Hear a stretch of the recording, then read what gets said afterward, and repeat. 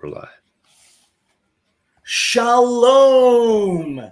Vayavo Menakem el Mikael. Vayomer Hava Nekasaka et praise that I am.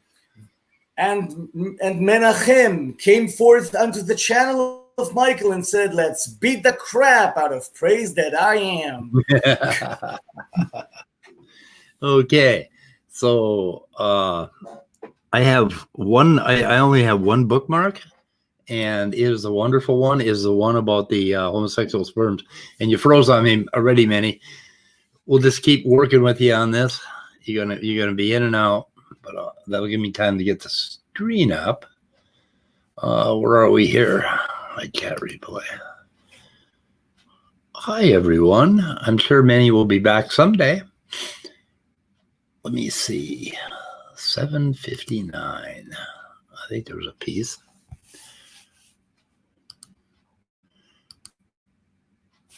I am sharing a Chrome tab, hopefully.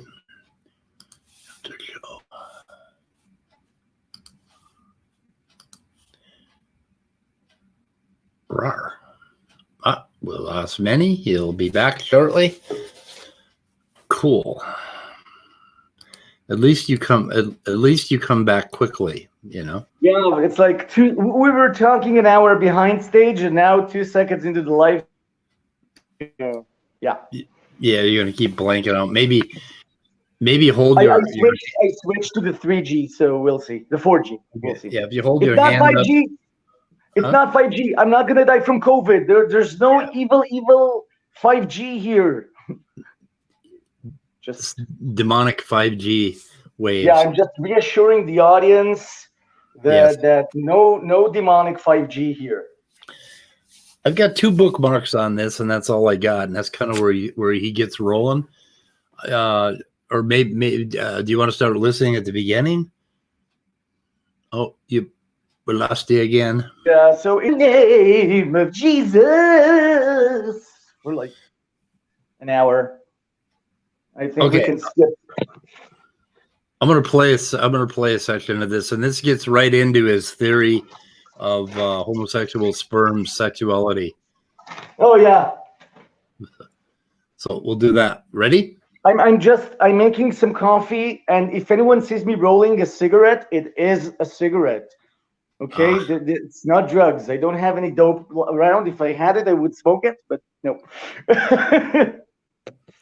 Okay, this is a children's show. Wait a minute. I'm not going to smoke dope. I have got to turn the sound up. A chance for someone to be genetically. Oh, hang on a second. I had this sound set too high, or the speed. I think there's an echo. Oh, hang on a second. Yeah, you're right. We really got it together this morning. Mutable would love this. He's always picking on me. My sound is not working yet. You want to say something? I can't. Well, so basically, we're going to start at least with a few arguments by praise that I am. I still can't hear. Okay, I'm going to talk anyway. Say something. Okay, so praise that I am did like an after show where he claims that talking to me was like banging his head against the wall. Yeah. And all I can say is that the feeling is completely mutual. Oh, yeah. And I blame him. So, apparently we each have our own angle. And another thing I would like to point out, I tend to get emotional about things. Now, in a debate, that does not score me any points. Yeah. But I want to test something. Praise, ask me some, like the simplest question, like how much is 1 + 1? I want to test something. Ask me some really dumb question. Me? Yeah, go ahead. Ask me the stupidest question you can come up with. What's 5 minus 2? It's 3, you moron. Oh, And now, as we can see, that was the wrong answer because they said moron. I got pissed, so that must have been the wrong answer, right? Right. So even if I don't win points in a debate and people go like, oh, he got emotional, you know what? Who cares? That does not change. Sorry, dropped my phone. Yep. Change whether the answer is the correct one or the true one. Right. It's just bad conduct. Well, yeah, I've been criticized for the same things because I end up calling them stupid, and I get and I use foul language, as they put it. But that is just me emoting, and I wouldn't be doing this shit if I weren't emotional about it. Oh no, you said shit, so the whole sentence doesn't count. Yeah. You said shit. Yeah. You just hear that and nothing else. I think we should find someone with Tourette's to argue with them. Oh yeah. Wouldn't be able to argue about it. But I'm all for see what happens. I'm all for swearing, cursing, whatever the hell you want to call it, because it is an emotive way to speak, and it's a higher level of punctuation, which is kind of cool. So I don't care. Yeah. It's irrelevant. It's rude, maybe. It might make it unpleasant, but it's punctuated. It's punctuated, I mean, and punctuation is very important when you want to get a point across very poignantly. I think there are word masters that can do it better than I, but I'm from Minnesota. I'm not gonna. This is how we talk. Yeah. In Hebrew, we can't do it. You can't talk and swear. We don't have that way of using language, and it's really sad. Yeah. The Russians, on the other hand, are the best. Yeah. Like in Russian, you have the word "hui," which means a dick. Okay. And if someone asks you, "How are you?" and you say "huyova" from "hui," that means dick, but in a bad way. And if you say "ahuyenya," that also comes from "hui," but that means great. That's so Russians are brilliant that way. They have a really good way of swearing. When I was 13, I told you the story about going to San Francisco, but I think it was offline. I was in San Francisco, and my brother's brother-in-law was like a 18, 19-year-old kid. And I was 13, and he sat me down and he said, "Do you have words in Minnesota like shit and fuck and son of a bitch?" No, we only have it, uck, and another itch. Yeah. He didn't think we swore in Minnesota, and I just looked at him like, what is wrong with you? What is wrong with you? We share a country. Minnesota is not, the other side of the world. I don't know. Anyway, okay, I'm going to play this. Go ahead. And I backed it up a little bit, so I'm not sure where I am, but let's go see what he's got. Kathemenos dexion tes dunamaas tu theu. I guess Betty butchered that. Henceforth, the Son of Man will be sitting at the right hand of the power of God. Luke 22:69. Shalom, Erica. What's up, Red? What's up, Jesse? So, I guess it's going to be one of those relaxed, whatever you want to call it. Who knows if it's going to be relaxed, but it'll be his brain, sort of a after show review thoughts, and we'll see where it goes from there. I mean, I was going to help Gavin with his. Maybe other people, too, can play devil's advocate tonight. I was looking forward to that. I'm starting to really like this devil's advocate thing because it's like debating. It's like almost debating before you debate, so you can learn and grow and things like that. So I just had a debate with forget the guy's name really quick. Can't even I'm not really good with names. Your name. God damn it. So Meny. So I just had a debate with Meny on speed of sound. Foreskin. Yeah. Okay. From now on, I'm going to say Orla, which is Hebrew for foreskin. Oh, no, I'm probably not going to. I'll probably miss it, but go ahead and try. Okay. No, I'll go with foreskin. My name is Meny, as in one too many. Okay, wow. It's short for Menachem. And if I don't want to sound like a weird kind of blanket, it would mean one who gives comfort. Like Nechama is comfort, Menachem is someone who gives comfort, and Meny for short. I'm named after my father's cousin, who was also his best friend. He died in the Yom Kippur War, like fighting against our various enemies, and I hate it when people mispronounce that. It's not Manuel, it's not Emmanuel, it's Meny. Many. Thank you. Go on. Many Karens, yes. But are you sure? With a rej. Are you sure that you're in a position to actually know the language?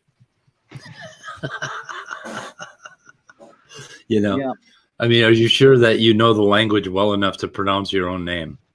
Well, actually, I'm not sure I know anything, because if you're not a theist, then how can you trust your own mind? Right. You have no foundation. Exactly. Okay, we're going on. Go. The Center of Gravity's channel. It's about a 2.5 hour head banging. At least you got your name right. I was like banging my head against the wall. So I thought Meny became enraged most of the debate. Either somehow I imposed on his worldview and he took that offense to it. I don't know. There was something where he took offense to it. Yeah. Did I take offense? So Christians, who we all know are the most persecuted people in America, take offense to everything.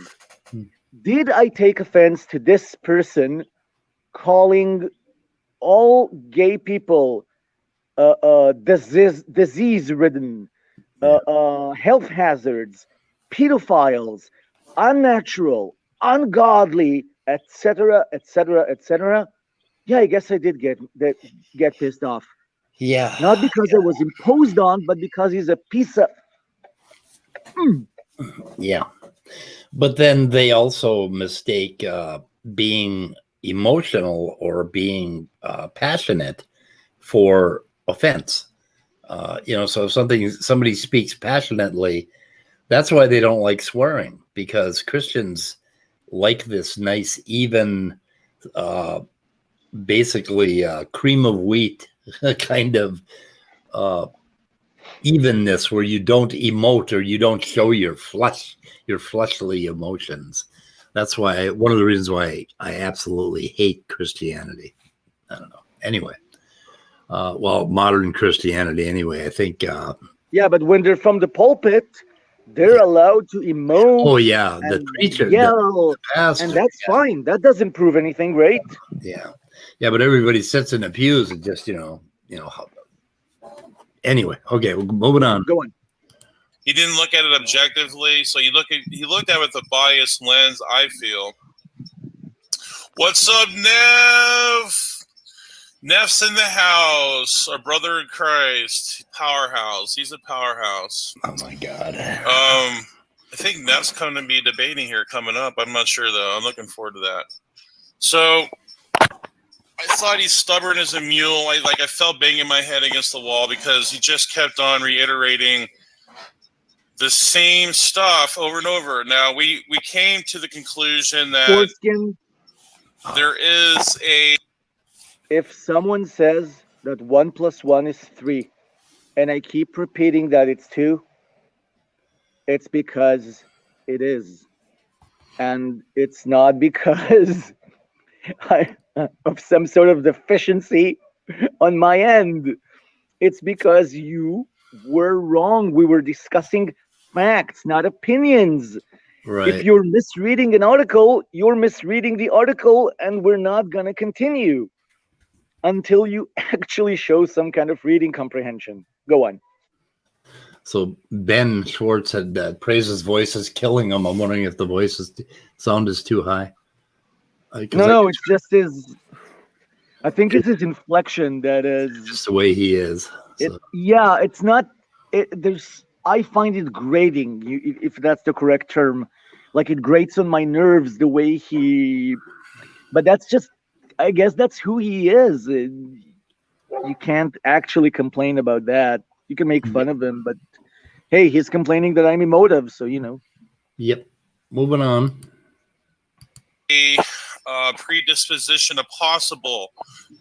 So let me reframe this correctly. Reframe it?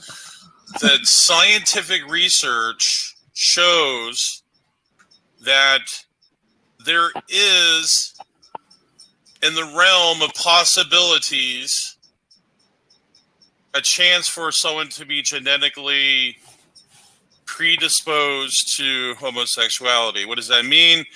It just means it's like your probability things. It's like with an abiogenesis. There's a probability that life came from non-life, but it's so slim, it's dismissed.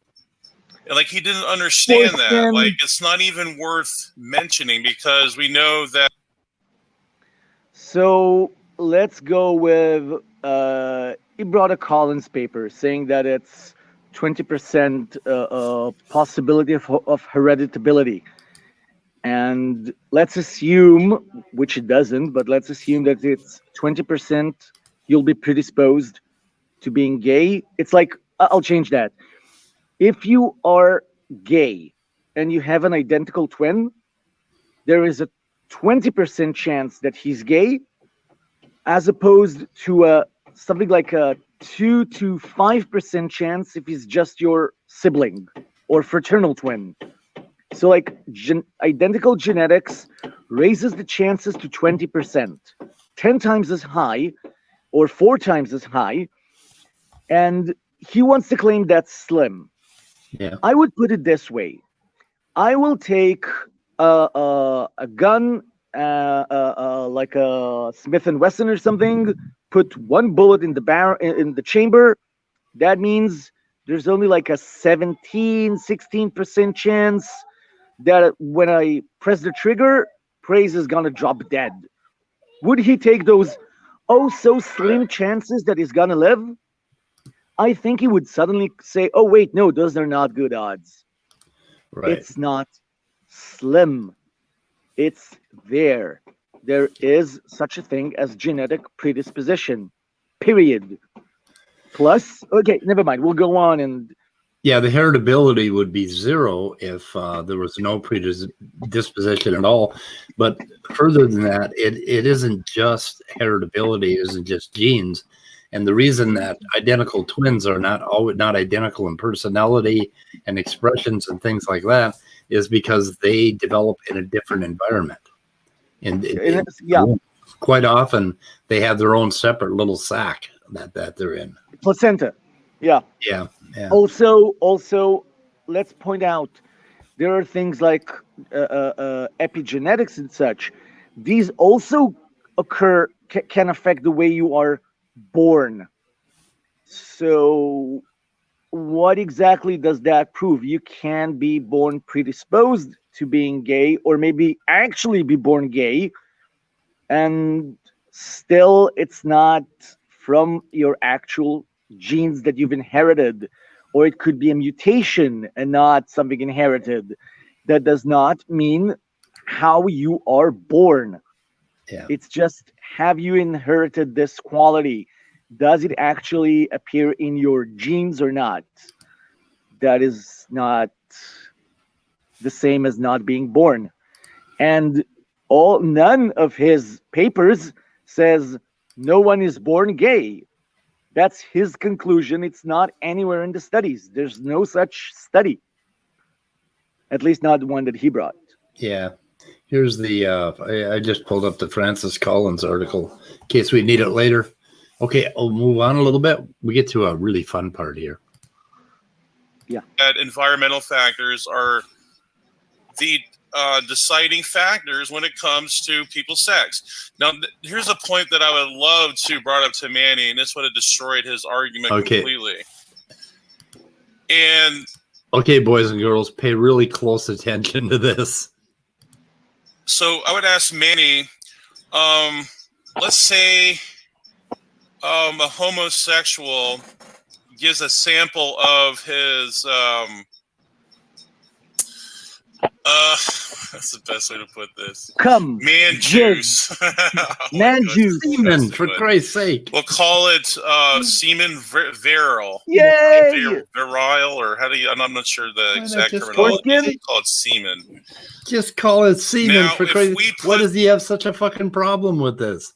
Everyone in chat, clap for praise, managing to actually say semen. That is. Yeah, he said semen out loud. Yeah, everyone clap. Christ. Okay, so now we want to let his theory roll through. Can I be really disgusting for a second here? Go ahead. Okay, I have to tell you something. Speed of Sound does not approve Meny's. I just want to say, what? Yeah, sorry.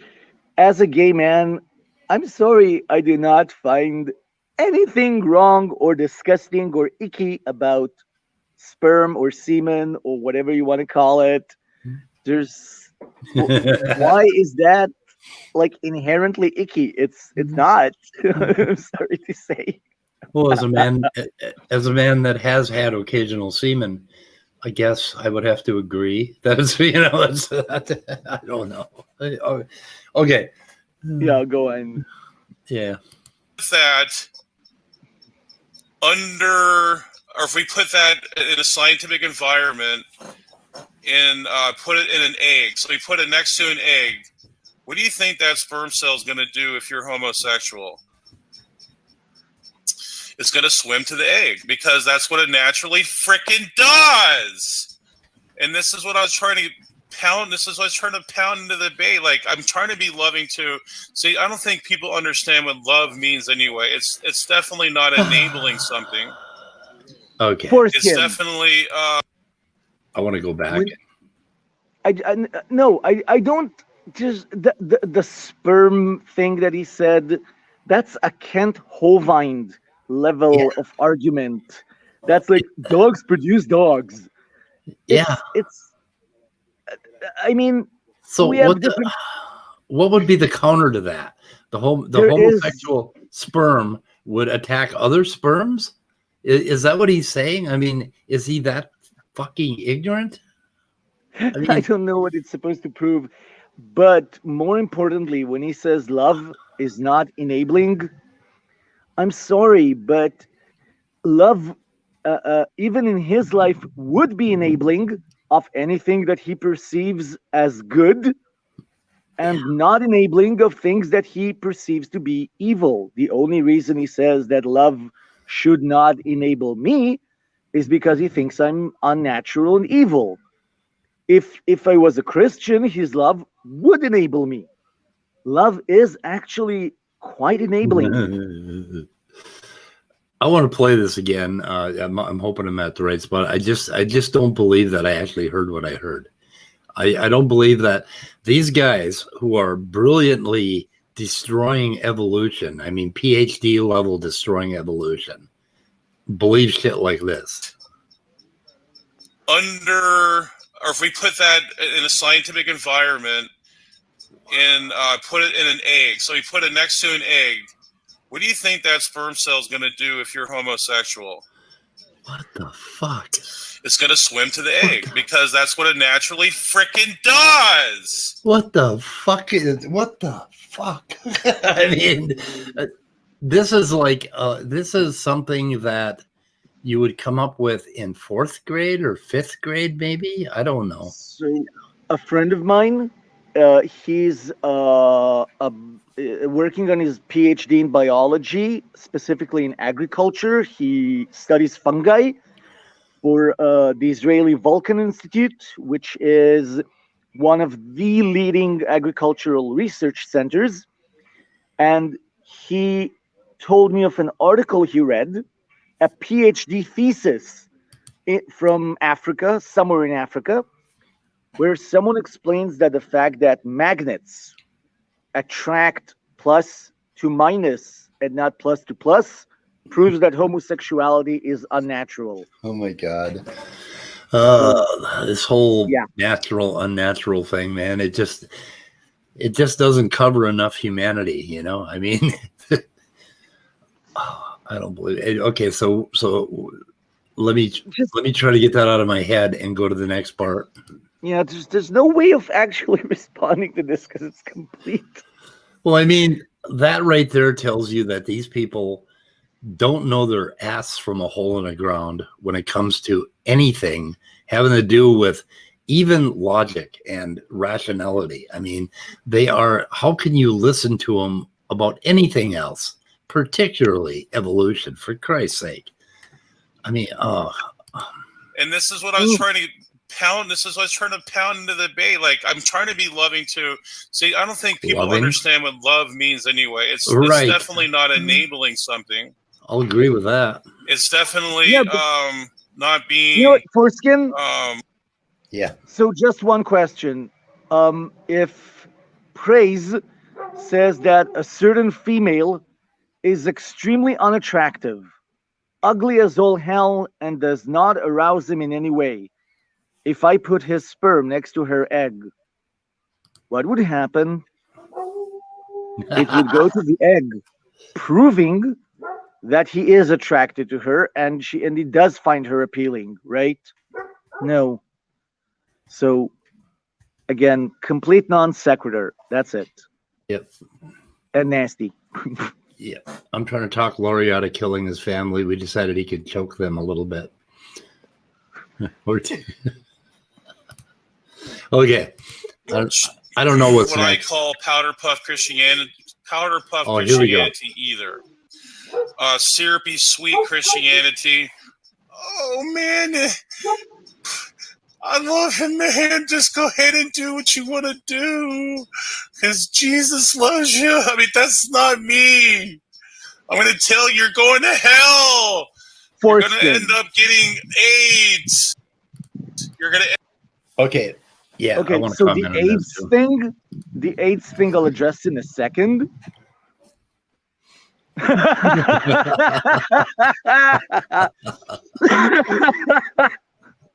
Thank you, Zell. So wait, I lost it because of Zell. What was he saying? Oh, we're talking about the powder puff Christian who just loves everybody. And go ahead. So let's make this very clear. I did not once claim that according to Christianity, homosexuality should be okay.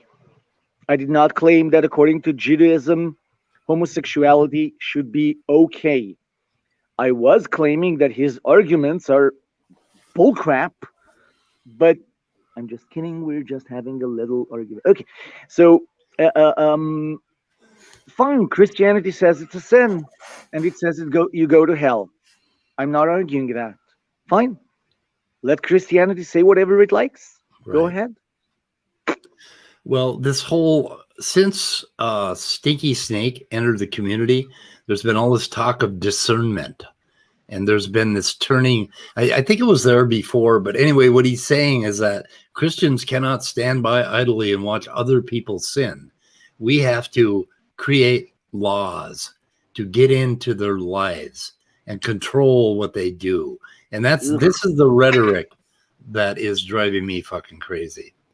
And for Laurie Hayes, speed of sound of gravity does not condone killing or choking your family, but maybe just a little. I don't know. Figuratively choking them once in a while is not, not literally. Okay. So, I mean, but have you noticed this rhetoric coming out of the fundamentalist Christians that they can no longer stand by and watch atheists be atheists? They can no longer stand by and watch evolution being taught in schools. They can no longer stand by and watch gay people have rights.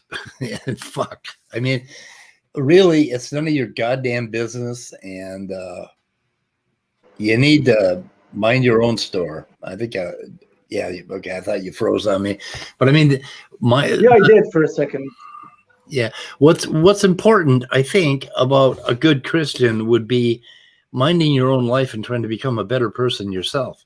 And in the 12-step program that I go to, we never, ever judge another person sitting next to us for anything that he does or is doing, or if he's drinking or he's not drinking, or he's not, working the program.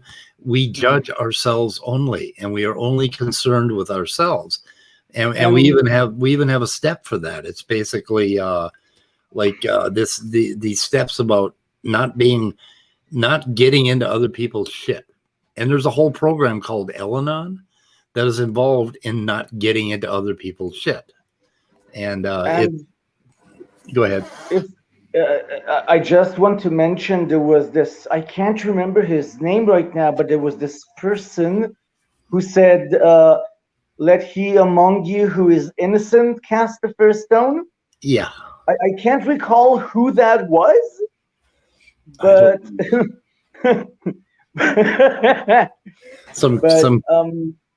yeah. So they're throwing stones. I guess they're completely innocent then. Yes. Yeah, they do a bit of that. And that thing about reprobates that they had on the other night that I was listening to, I listened to a little bit more of that. And that was this whole idea that there are people who you can, like, he managed to say, oh, we don't get to know who they are. It's not our job to know who they are. But the undertone of that whole thing was, we know who they are.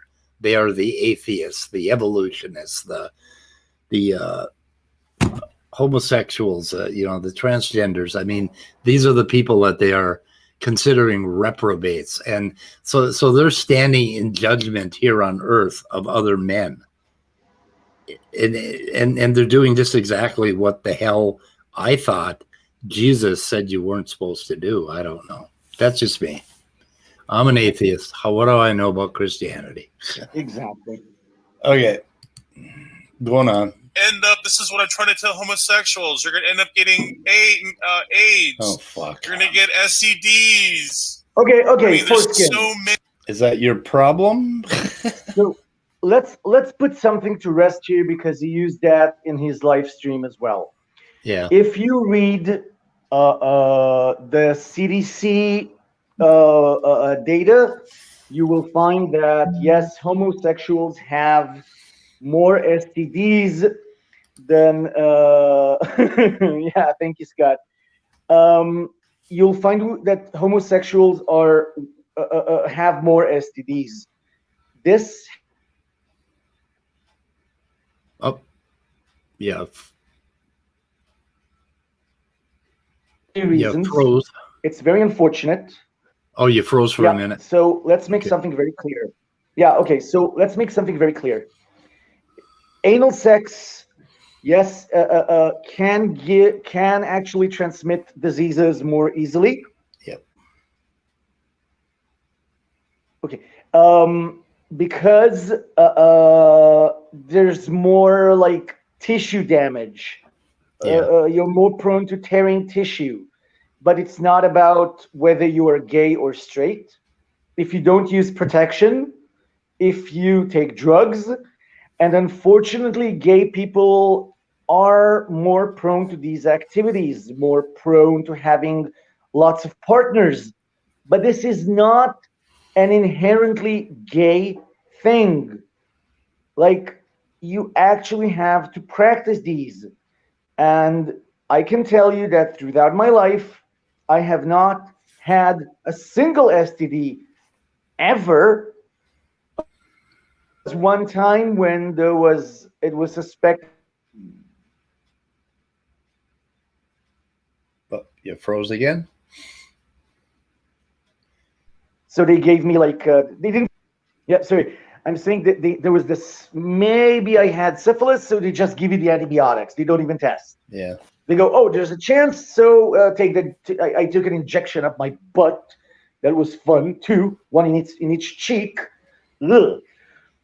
But this proves nothing except for one thing. People, whether you're gay or straight, use protection. Don't take drugs while you're having sex with strangers, stuff like that. It's not about your sexual tendency.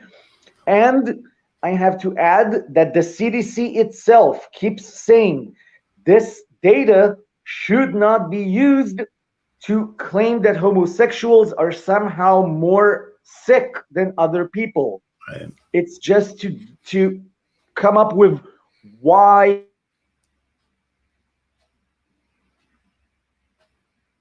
Froze again. Froze again. and how we an infection. So that's the Go Yeah, on. well, I don't know. Kentucky Fried Chicken is just a wonderful thing, but you can die from it. If you, and I think it's a cultural thing, or it's basically you make choices, and it's just a really bad argument. It's kind of like Gavin with all these statistics that he's accumulated on being an atheist. It's the same kind of bullshit. It's just has nothing to do with being an atheist, and it has nothing to do with the argument. It's just anyway. Okay, I think any problems with homosexuality, and like we can even go into evolution. What is the basis of evolution? Reproduction. It's even anti-ethical with evolution. I'm even using something that I don't even believe in evolution. So how do you explain that? So why take offense to what I say when even evolution speaks against you? Evolution does not say anything about ethics. It does not speak against or for anything. Evolution, for some reason, has created homosexuality in just about any social species. Like, we were talking about that. If you go and watch the live stream, I was talking about that with Gutsa Gibbon, with Erica. Yeah. Exactly. Thank you, Zell. And all social species have homosexuality, but even bed bugs.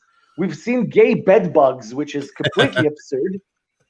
But I'm not trying to justify anything. I'm here. And if I'm here, then apparently evolution produces homosexuals. And I'll add that Dawkins, I don't know how well he can support it, but Richard Dawkins has this idea where homosexuals are kind of like froze.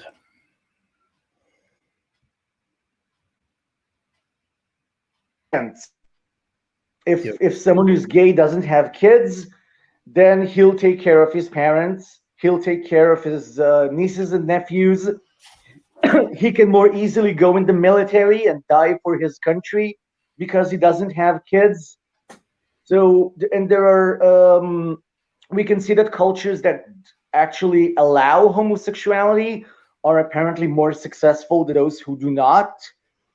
In the end, so it's again, we are here, and there's no ethics involved. I don't know. Well, how did ants evolve with all these worker ants who don't reproduce? Exactly. So I'm not saying that Dawkins's theory is necessarily correct, and it's definitely not kind in any way. And most gay people will go, don't call me that. But like what I'm trying to say is that there are logical, plausible, and probable arguments for why evolution would. Well, here's okay. This just shows a juvenile a common misunderstanding of evolution. Cool. Is that there is this one true, perfect, strongest, tallest, most powerful organism that's going to survive. Evolution doesn't work that way. In fact, if that were the case, then there would be no possibility of adapting to new environments. So the truth of evolution is that you've got a probability sort of around the center, but off to the side, you have that variation.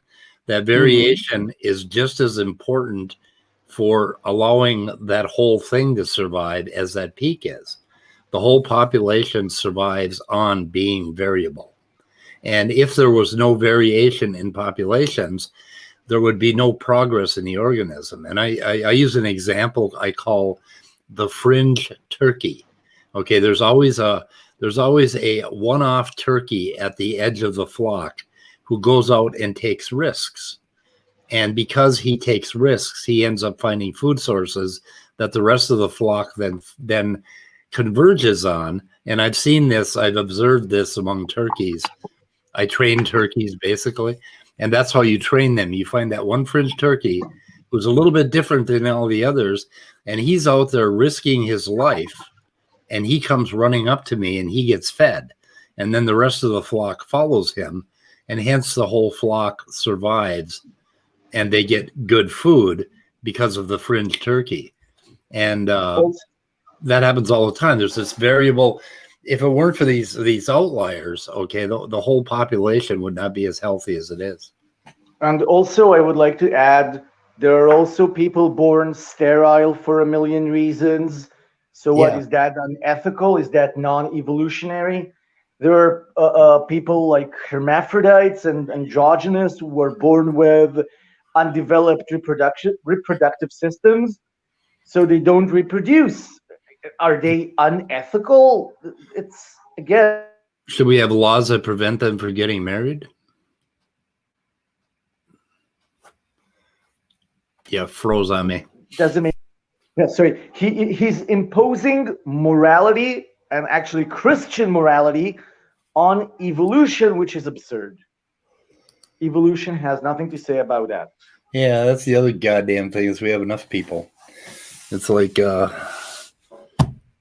maybe gay is our only hope. Yeah, that's another thing, that gays are like a way of controlling the population, but on the other hand, overpopulation might be a myth, so we don't know. Yeah, the whole of Christianity was written at a time when reproducing, having large families just had this great value because of the sparseness of humanity. But we certainly aren't sparse now. We're doing well enough.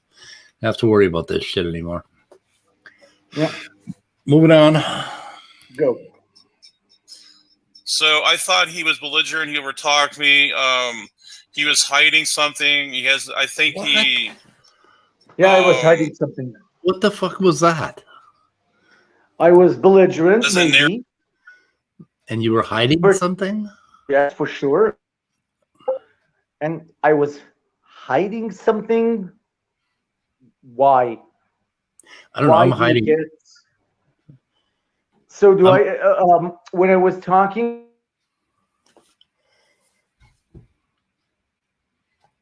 I'm hiding my ass right now from the YouTube audience. On his channel, I was told that deep down inside I know I'm wrong, and I said, "Oh no, deep down inside you know I'm right." And he says, "No, but God tells us." I said, "No, God just told me." So, yeah, exactly. Thank you, Icarus. But it's more than that. It's well, I've lost my train of thought again. Was it my hiding my ass comment, or did you hear that? Yeah, it's like, how do you know I'm hiding something? Yeah. What am I supposed to be hiding? I don't know. Yep. Okay. Narrative he's trying to live to or live by.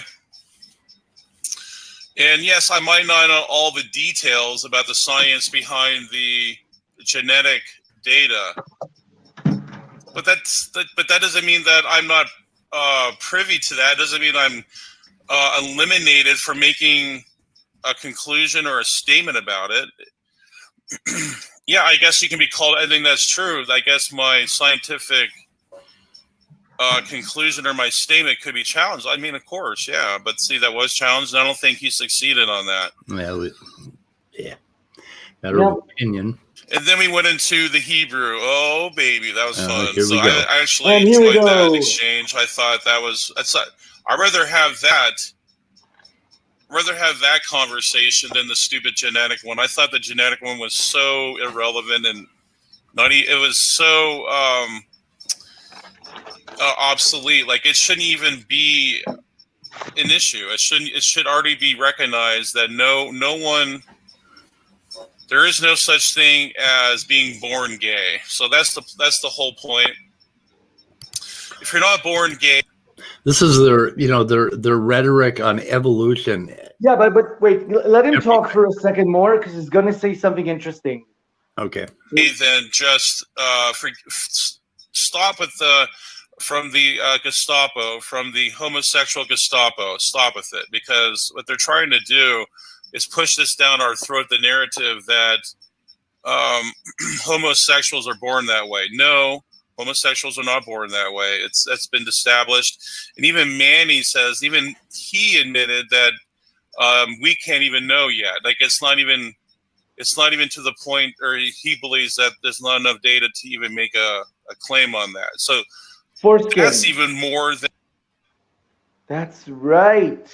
We don't know. How do you get from we don't know to no one is born gay? Yeah. That's we don't know. And even if I'll say more than that, let's assume I wasn't born gay. That doesn't make it a choice. That doesn't make it my parents' fault. That doesn't make it anything. I'm just the way that I am since I can remember since I became aware of what an erotic arousal is. It was gay. So I don't know if I was born this way, made this way, whatever. It's I don't know. But we cannot claim that people are or are not born gay. There's no way yet. So I'm not sure if you're still talking or you are froze. But what is this Gestapo? Oh, Gestapo. Gestapo is like, the secret police. The Gestapo tortures people. The Gestapo is not a propaganda thing. That's Goebbels and his propaganda machine. But the Gestapo, that's like an evil form of CIA. Is the CIA? It's policing. What does that have to do with telling people my opinions? How is that a Gestapo? And I don't know, but unlike like Sunday afternoon, I'll get a knock on the door and there'll be a bunch of gay people trying to force their ideas on me, and they hand me their literature, their Ass Tower magazine. Yeah, exactly. And they try to push it down my throat, and if my children are all playing in the yard, there's a bunch of gay guys come running down the street and try to convince them to be gay too. And I don't really understand where this fucking ramming it down your throat is coming, when all it is stop persecuting people. Just stop fucking persecuting people, and they won't have to shout so loud about it. It's like, and also, and what the fuck business is it of his? And I'll add that I think there's something really hypocritical where he talks and talks and talks about the genetics and then says, but it doesn't really matter because I'm right and it's obsolete. Yeah, whatever. That's like standing for truth famously on chromosome 2. When you start to beat him down, he'll say, oh, well, it doesn't matter anyway. Yeah. It's like, yeah. What the hell do we just have a 2-hour conversation for if it doesn't matter? You know what? If it's not important, then people are born gay, and let's not argue about it. Because it's not important. Oh, no. Okay, that can be read in a number of different ways, Tom. Yeah. Okay. Go on. Than what most homosexuals say. I mean, that's less than what homosexuals say. What? So homosexuals are very, I would say, they are active. They're active with their activists. and they're trying to push it down our throats. So that's what I'm against. So And Meny was Forskin, I love it that he can differentiate himself from powder puff Christians, but homosexuals are they.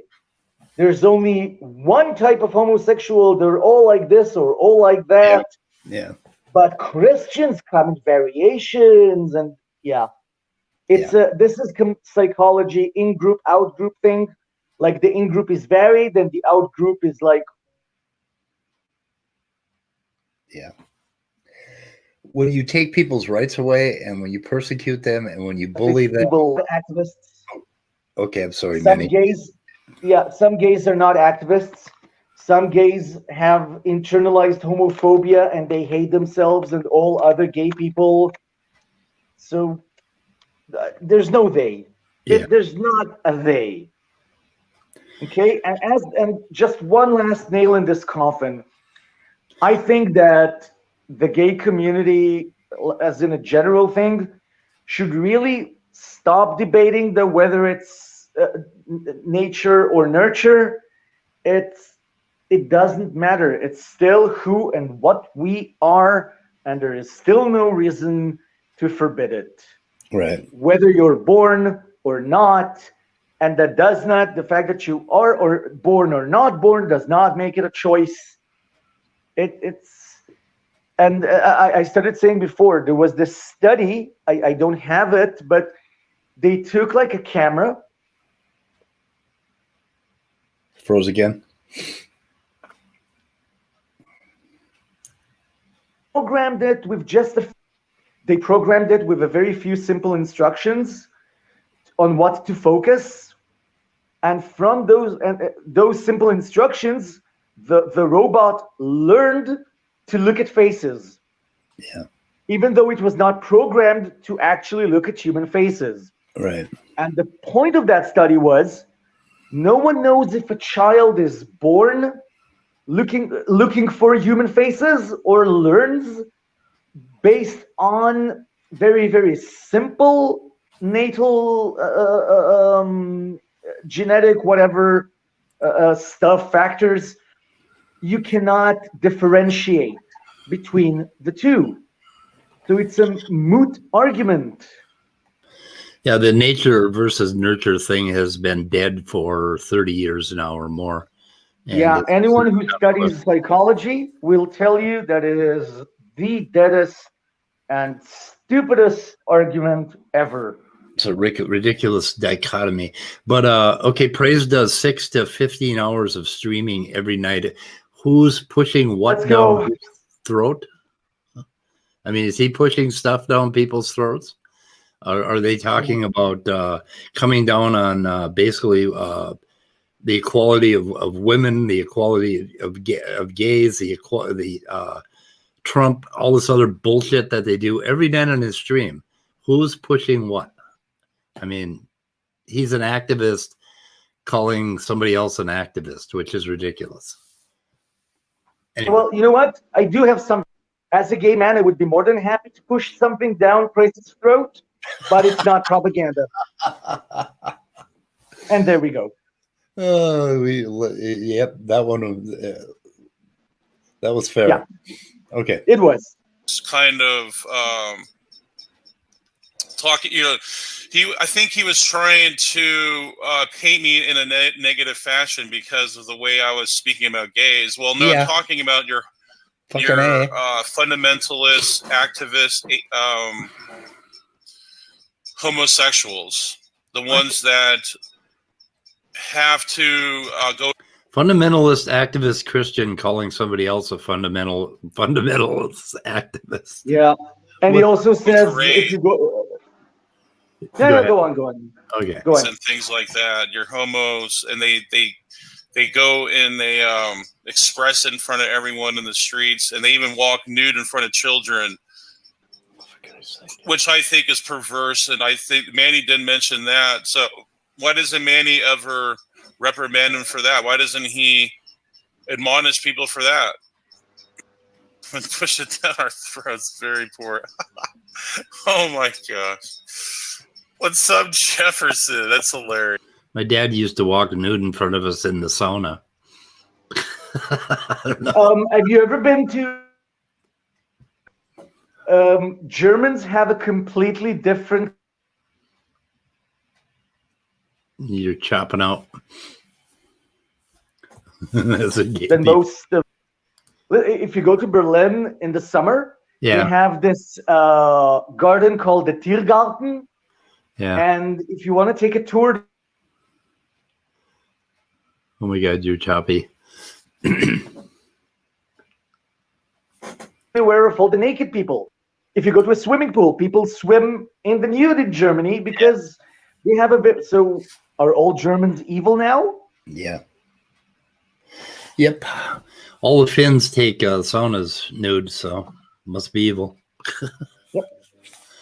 Nudity is evil. The body is evil. Flesh is evil. Material is evil. What the only thing that isn't evil. And he says, why didn't I admonish people in the Pride Parade? Well, first of all, why should I? Was I asked to? Was that brought up? And second, what do I need to admonish them about? There are reasons for Pride. There are reasons why Pride is the way it is. Yeah. It's our celebration, and fuck you. Yep. Go on. Yes. Oh, and one more thing. I'm Israeli. In Israel, there is only one Pride Parade where you will see the whole party going on, and that's in Tel Aviv. Other Pride Parades in Israel are like very, very...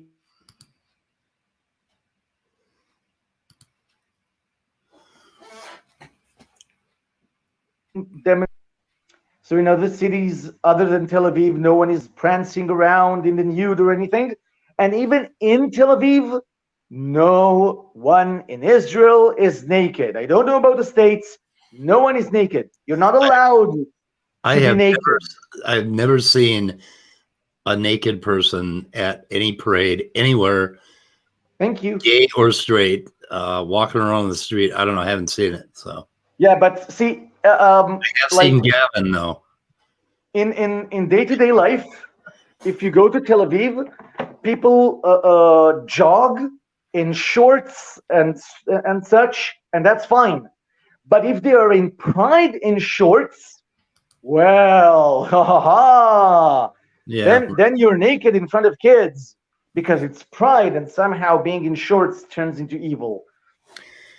Yeah, well, go on. My theory on all of this is that the Christians or little willies get confused. And, and when that happens, they get pissed. So sperm suddenly does their sperm suddenly move in a different direction if someone is nude in Pride? Is that a problem? It starts going in circles and getting confused, you know. Okay. Oh, that just gave me. Oh no, that gave me a negative. I don't know what's going on. Good gosh. Wow, that just blew my mind. How much of this have you listened to? How long does he go on about the debate? He's moving into Hebrew now, and then I'm going to tear him apart. Go on. Okay. Yeah, so he wanted a diatribe against me.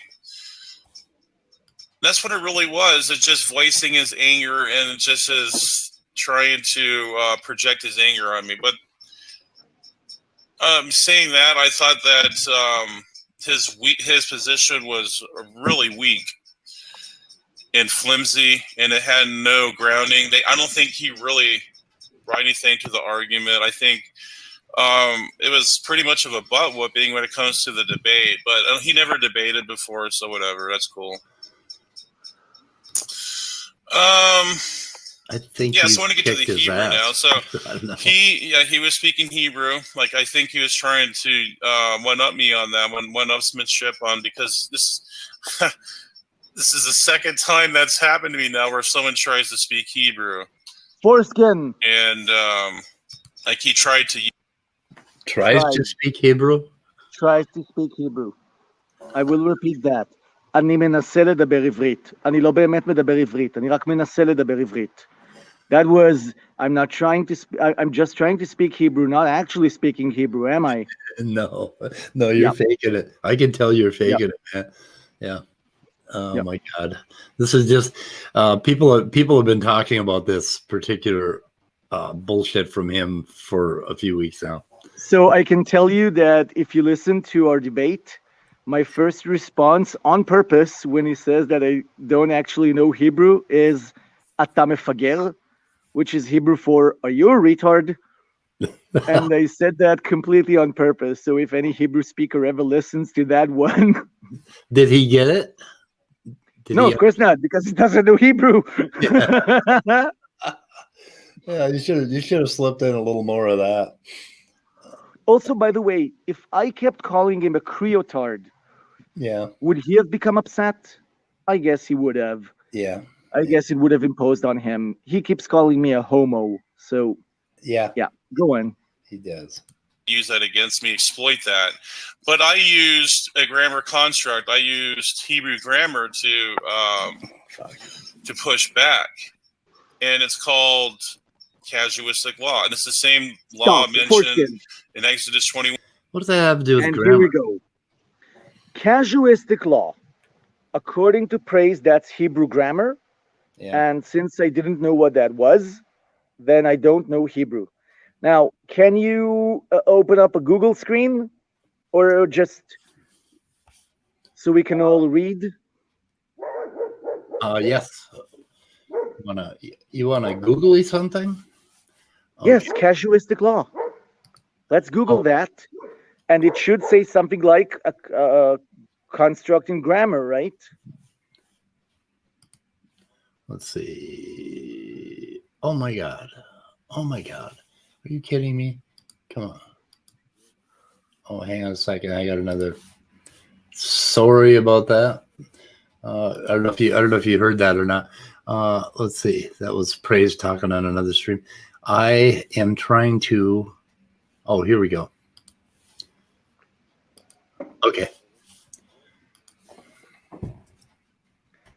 Casuistic is like casuistic, as in California, Alabama, S. What do you have for S?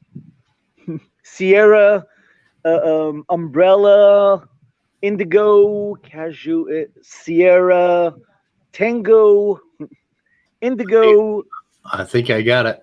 Charlie. Let's see if I can make this bigger. Okay. So what part do we want here? Can you give us the definition of casual? Can you read it? Is based on precedents and is usually in the form of if-then conditional statements. Moral principles are applied to determine right and wrong in particular situations. Stop. Go ahead. Enough. Okay. Is it a grammatical construct in Hebrew? No, it sounds like a logical form of a moral statement. No, it's not exactly a moral statement, but it's, and also it says if, then, right? Yeah. Okay, let him go on for a few seconds. Which is logic. Let him go on for a few seconds, and we'll see what he says it is. Oh shit, yeah. I have and to then go I'll back. explain. I have to go back to the screen. Okay, so I'll save us some time. First Okay. of all, he claims it's Hebrew grammar. It's not. There's nothing. Casuistic law has nothing to do with Hebrew. He also claims that it's the structure of if and it's structured as if then, not if and. He even gets that one wrong. And this is very simple. If you go to the Ten Commandments, the Ten Commandments are, I hope I'm pronouncing this correctly, apodictic laws. Yeah. That means you have do not commit adultery. Okay, that's a do not. But what if you do? If you do commit adultery, that's a specific case. And from the word case, we get the word casuistic, which means if you commit adultery, then you will be killed. If you are committing, if you have sex between two males, then you will be stoned. That's casuistic law. That's all it is. Yep. It's that simple. Yeah, he If goes. then. There's a part I have to ask you about because I looked at it. Later on, he explains or he displays some of this casuistic law, and Yeah. and he makes a claim, and I'm looking at it, and it doesn't make any sense to me, and I'm not sure if it's me or if it's him. So anyway, but we'll go on. Hopefully, he'll get to that part. And by the way, I'm As going to a say this group. in advance. Okay. Sorry. He's about to claim that casuistic law is gender inclusive. And Yeah, I would like everyone who's here, including me and you, to look out for the actual justification that he gives for it being gender inclusive, other than saying it's gender inclusive. Yep. Because if anyone can find it, I'll give him $1 million. Yeah. Hang on a second here. I'm looking something up. That's the part that I'm that I saw that I have questions about. Okay, I'll go on. Not singular. They're not singular. They don't come in singles. Stop. I'm going to show it. Casuistic law definitely does come in singles. If speed killed someone, then speed should be executed. Right. There. Singular. Yep. Go on. And I'm hoping that I can. Let me see if I can make this bigger. Plus, because he's going to display this thing here pretty quick. Yeah. Hopefully we can see this. What I mean by that.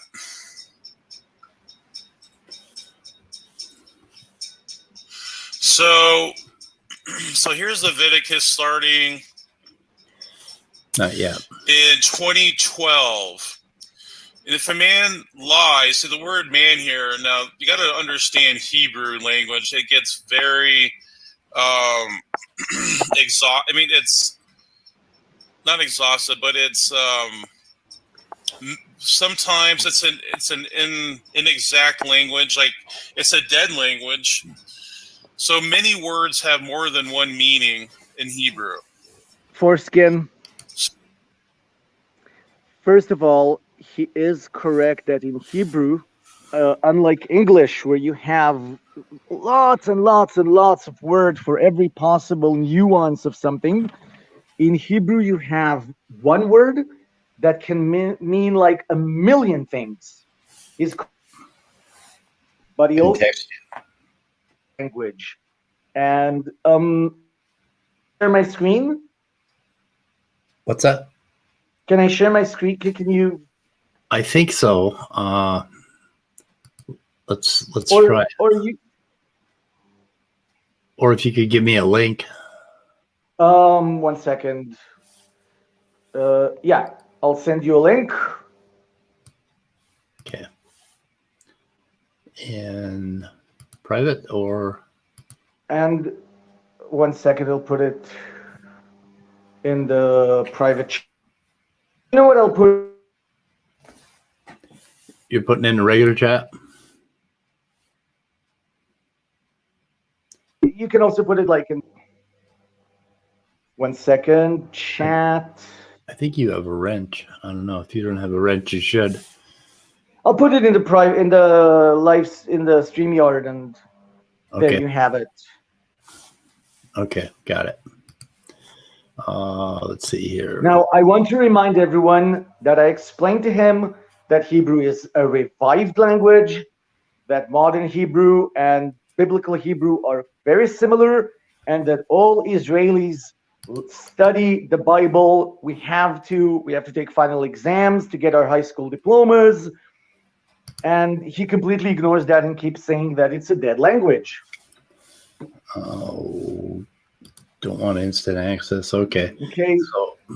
So this is a whole article by someone who is American. He studied Hebrew. It's about the revival of Hebrew. And basically, if you read into it, is exactly what I said, that these are two extremely similar languages, some syntactic differences, some differences in the way specific words are interpreted. But if you go down to the last paragraph or so, Let me know where you want to stop.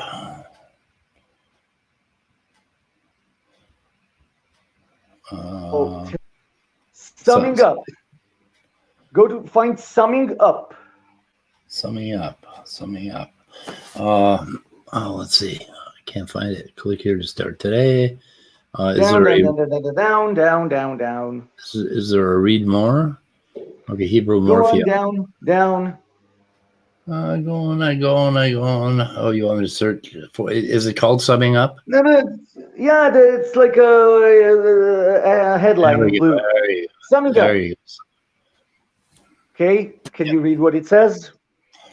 There are significant differences, but most literate native speakers of Hebrew can read biblical Hebrew and understand it. Thank you. Yep. So I think we've laid that one to rest. Okay. And anyone can read it and come to his own conclusions on whether I can actually read the Bible or not. He shows this casuistic law here later on, which is pretty interesting. Okay. So keep going. You see it's multifaceted in Hebrew. So if a man, so this word man is not just like a English word, it's ish. So what he was claiming, that's just general men or something like that. We can see here, ish, this is BDB, Brown Driver and Briggs. So I'm going to show mankind. It does. Okay. Stop. That's a yeah. Under man, the fifth definition is mankind. Yeah. I don't even know if they meant mankind as opposed to womankind or as in generally mankind. I know that in Hebrew, if we want to say mankind, we take the word for a human being, enosh, and we say enoshut. And that is our word for mankind. Ish is either a man, a married man. It's like all of the definitions that appear there are correct and are used. I don't know of any use Jove where it's of every man. So that's an expression, a very specific one.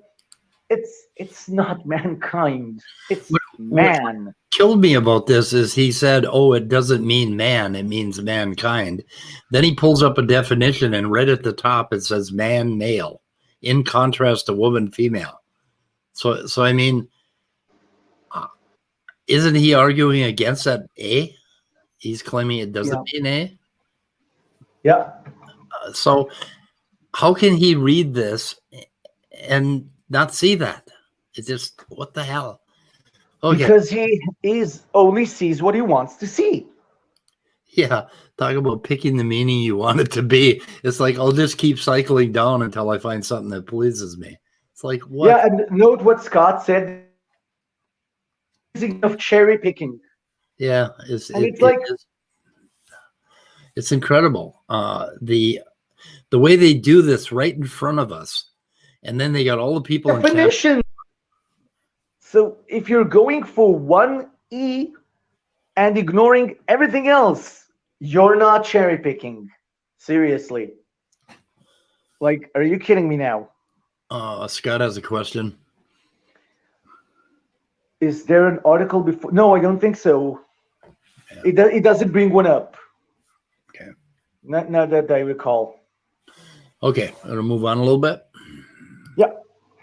Does denote mankind. He denied that. He just says general man. I think that was what he classified it as.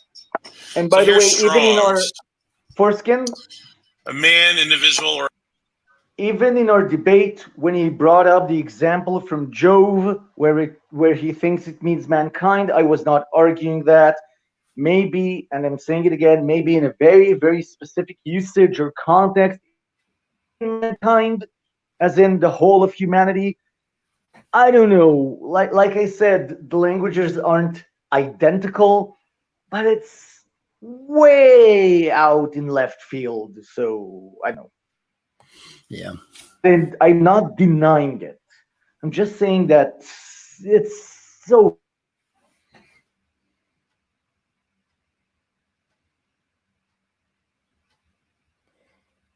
But go on. Go on. Okay. Yeah. Move on. For a male person, that's what he defined it as, probably. Whosoever, mankind. So it is. Way down at the bottom. It's, yeah, I would say that it's complex. Like there's different. What he means by complex is he just read something that doesn't agree with him, and he's not gonna take that as a clue. Exactly. Yeah. It's complex, but Level. let's ignore the complexity. Yeah. Let's So you simplify can say to that unite. Okay. Should I go? Yeah, go. this word could go to with context. So it's multi-contextual. Yeah. Now, what I was showing, so this is the argument that since the overall, the totality, the context of the totality of these passages, you have to take them in that fashion. You can't just take one passage and cherry pick it. So I was saying that this is gender inclusive context. So what do I mean by that? So, and if a man lie down with his daughter-in-law, both of them shall surely be put to death. So what if a woman lies with her daughter? So we're saying this is gender inclusive here, and here's your casuistic law. And if you see the and ifs or ifs, that denotes casuistic law. It's a series of law codes. So we go to the next one. Okay. Here's the thing that he showed. So these are the laws, and it says Yes. if a man and his daughter, they're being very specific, right? Exactly. And he's claiming that it's not. So the whole point of a casuistic law is that it refers to a very specific case. Right. How do you get from casuistic law refers to specific cases, so this is not a specific case, it's a general case? Yeah. How do you do that? You're an idiot. I'm sorry. I don't know what else to say. He's an idiot. As he lieth with, I mean, he's specific. Okay, they're specifically saying woman and man here, so they're drawing it out. And if a man, a wife, mother, I mean, they're being very, very specific. Exactly, because it's casuistic. Yes. It has to specify exactly what it's like a legal precedent. Right. So if a legal precedent refers to a man and a woman, will the judge say, oh, this is the precedent for men doing something to women, therefore it's a precedent for women doing something to men? What kind of judge is going to accept that as a precedent? That's bullshit. And 15 and 16 are interesting. And if a man lie with mankind as he lieth with a woman. So this is the one that he took issue with. He's saying there's no such thing as a lesbian, or there's no such thing as condemnation of lesbianism in the Torah, which, no, that's not true, because if you take these... Foreskin. Yeah, that's pretty clear to me. Open Google. Just Google. Okay. No, wait, I'll give you the, wait, I think I might have a link, actually. Here, I have the link for the Google search. So I'll just copy you the Google search. Sorry, 1 second. Chat.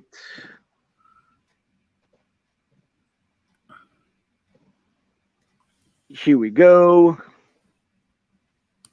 That is a simple Google search.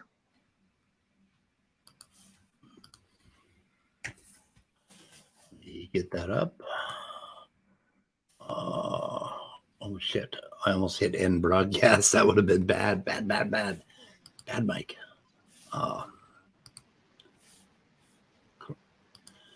StreamYard is not so good at this. Okay, here we go. There you go. Okay, so the first link is Wikipedia, right? Yep. Let's look at the second one. You don't even have to go in. Let's just read what it says here from Google. The Torah does not address lesbianism. Moving on to the second one. Lesbianism is not mentioned in the Hebrew Bible, in contrast to male homosexual behavior. Moving on. Although we cite Rebecca Alpert, who notes the Leviticus text specifically refers to relationships between men. Moving on, while male homosexual behavior is prohibited in the book of Leviticus, same-sex sexuality between women is not mentioned in the Hebrew Bible. Moving on. Yeah. So, and let's go to the last one.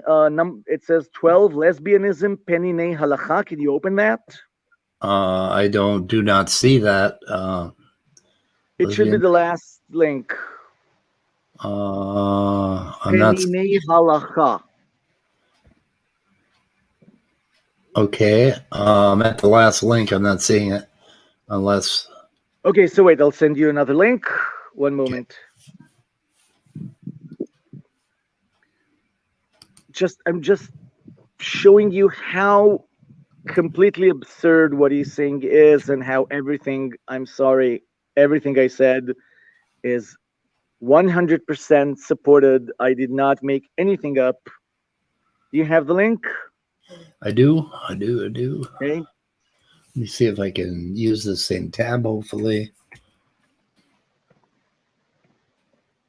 Let's see. Oh, plus. Oops, I think I made it too big. Exactly. So, first of all, Penine Halacha. Let's make that one clear. Penine means pearls off, and Halacha is Jewish law. Okay? I've already mentioned that concept.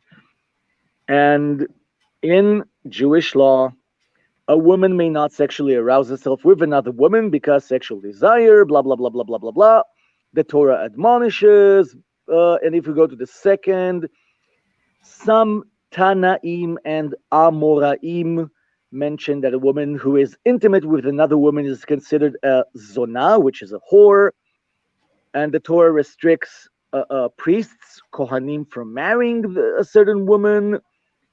However, in practice, the halacha does not follow this opinion. While lesbian sex is considered promiscuous, a woman who engages in it is not considered a whore and thus may marry a priest. Certainly, a married woman who engages in it is not forbidden to her husband, since this activity involves no penetration in the way that a man penetrates a woman. And it has all the quotes where they took that from. And as I said before, in the concepts of Judaism of what is, according to halacha, what is sex involves a penis. If there's no penis, there's no sex. So lesbians are promiscuous, and it's completely meaningless. Anyone can read. If you post a link, guys, you can read this.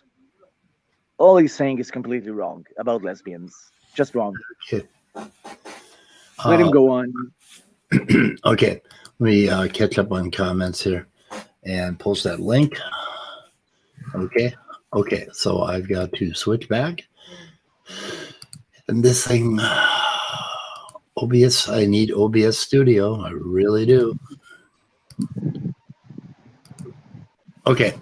Moving on. Yeah. Here's the part that interests me, but altogether, the context, the totality of the passages, it shows that it's both inclusive, but it might highlight something that to take notice of. I'm thinking it's highlighting men, because God especially hates men who like male homosexuality. He's thinking. Wow. He's thinking it means.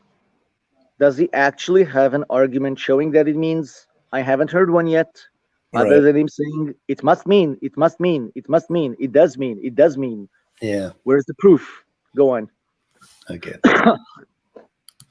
But it's all together though. So why does God hate men? Because they're the ones that are the head of the family. Now, Calvinists, they understand headship. So I'm going to have to go with headship on this. So that's why he's going to bring misogyny into it. Yeah. More of an abomination for a man, or why it's highlighted in verse 13. Why it's highlighted in verse 13 that males especially is an abomination, but it does include both because this is gender inclusive language because they go into a series of laws. So we're going to go to number 14 now. Then there it is, and. So the ands, if you have a series of ands, you got 1, 2, and ifs. Yeah, the and ifs.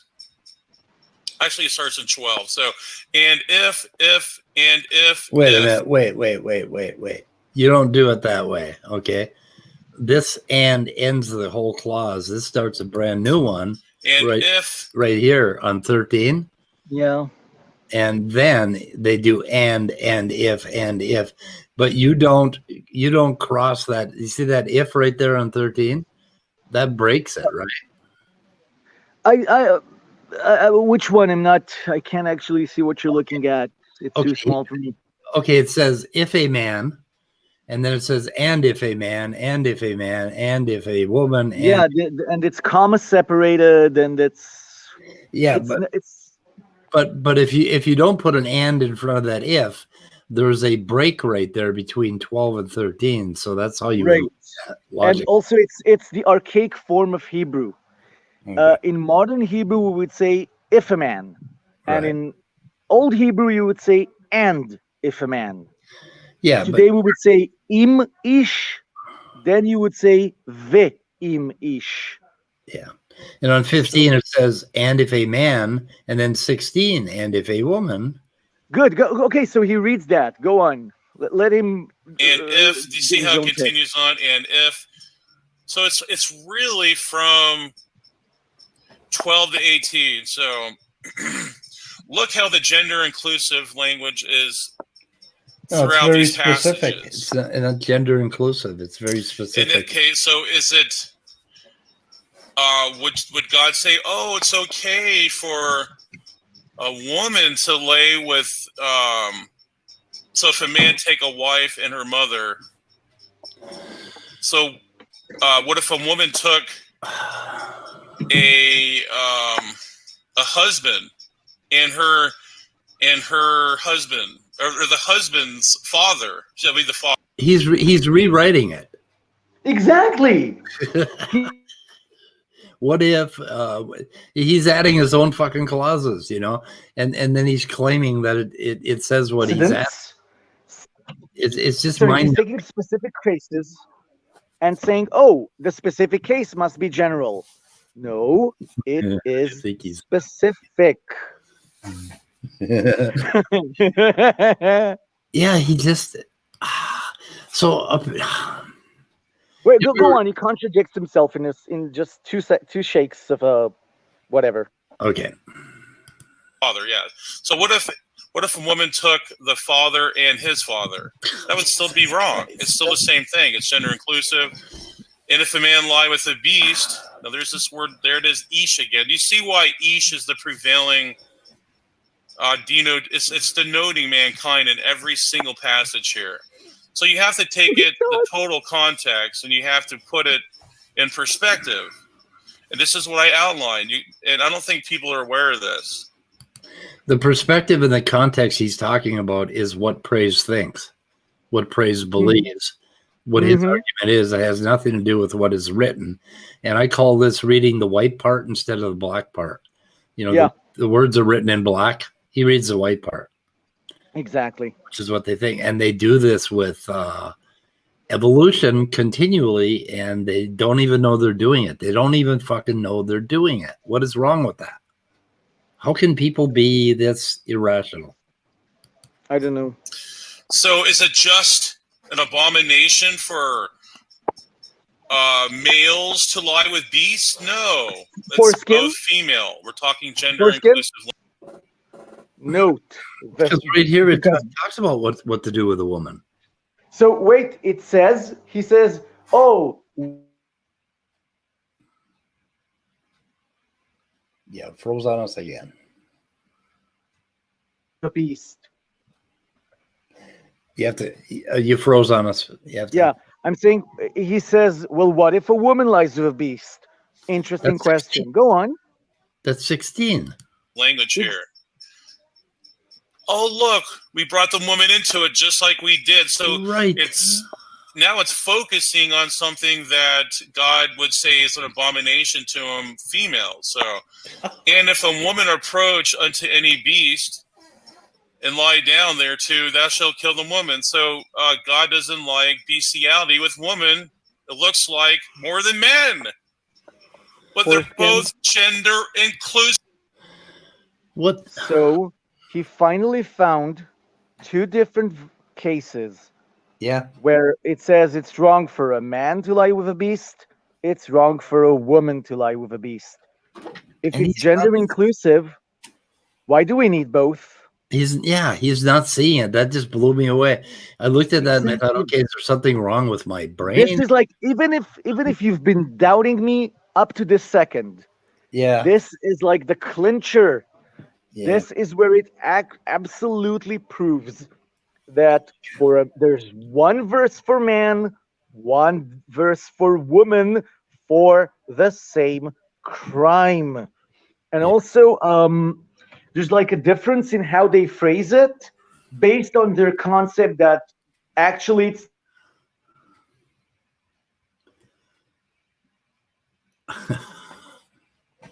initiative to have sex with a woman. Sorry, if a man lies with a beast, it's like his fault and they both die. And if a woman lies with a beast, it's sort of like the beast's fault and they both die. It's phrased like that. It's yeah. Yeah. Okay. So if you can't just say it only applies to one, that doesn't even comport with the Torah. Oh my God. So we go to verse 17, and if a man shall take his sister, now we're back to gender, it's both. So sometimes it's both, sometimes it's one, but What the the fuck? totality of these passages indicate gender inclusivity. And that's all I was showing. He didn't understand that. So that's okay. part of the Hebrew language. I'm sorry, whether he likes it or not, he's going to have to just accept it. That's just bigotry in his end. Even though he knows Hebrew real well, sure. I mean, he seems to, that's his natural language. It's, yeah, so he can speak. What the hell do you use the word bigotry for? What does that mean? I don't know.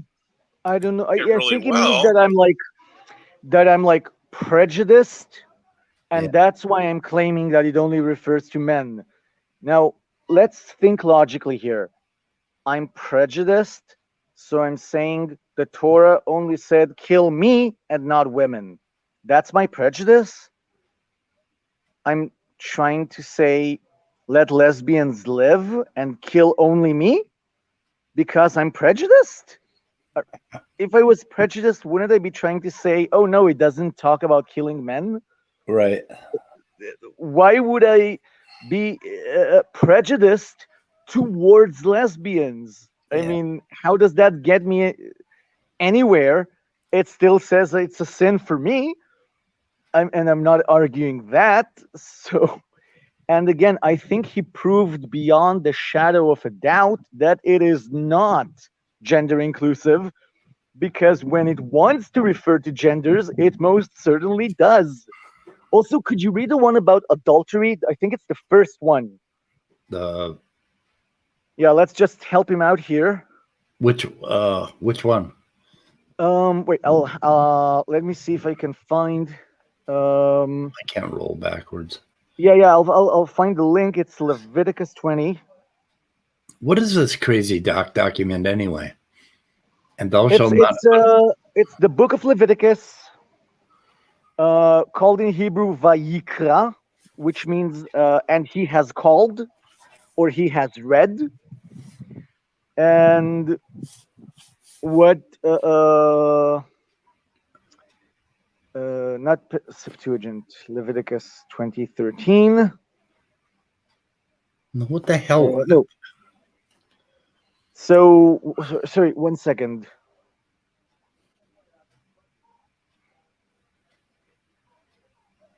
Here we go. So listen to this.